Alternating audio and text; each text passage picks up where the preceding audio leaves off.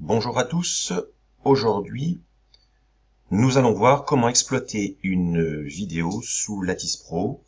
Exploiter une vidéo, c'est savoir l'ouvrir, savoir la traiter, rapatrier des points expérimentaux dans un tableur ou dans une représentation graphique pour une étude ultérieure.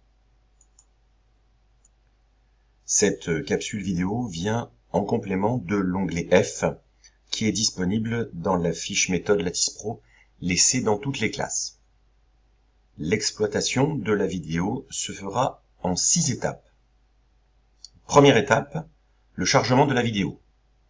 Dans la partie supérieure, cliquez sur l'icône « Lecture de séquence AVI ».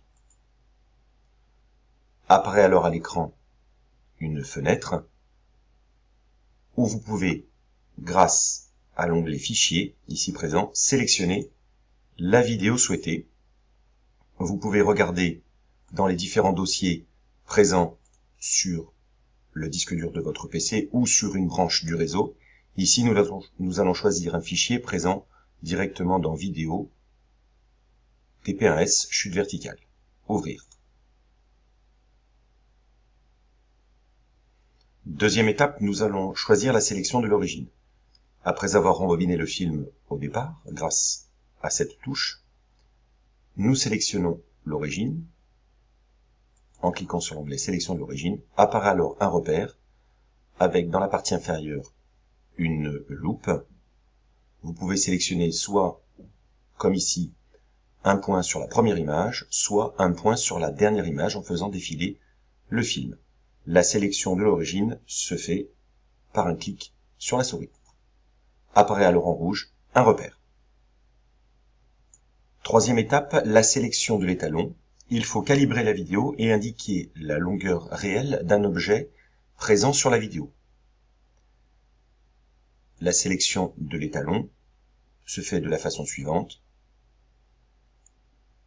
Vous allez dans la partie inférieure de l'étalon, clic souris, vous faites apparaître alors une double flèche, et lorsque l'extrémité de l'étalon est atteinte, double-clic à nouveau, apparaît alors une fenêtre où vous pouvez rentrer la valeur réelle de l'objet étalon, ici 1 mètre.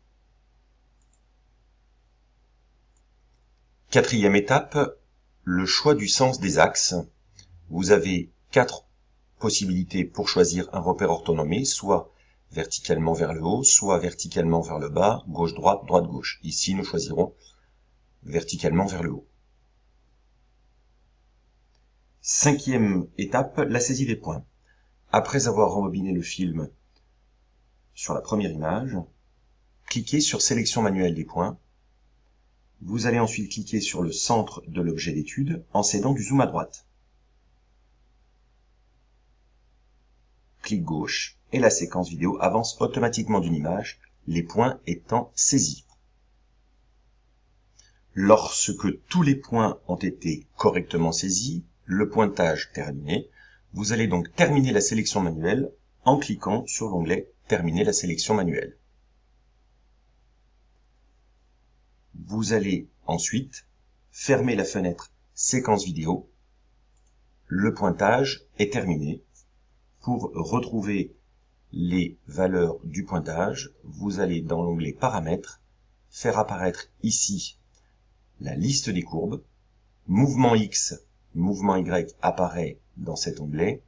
Mouvement X correspond aux coordonnées X du point saisi en fonction du temps. Mouvement Y, la coordonnée Y du point saisi dans le repère choisi.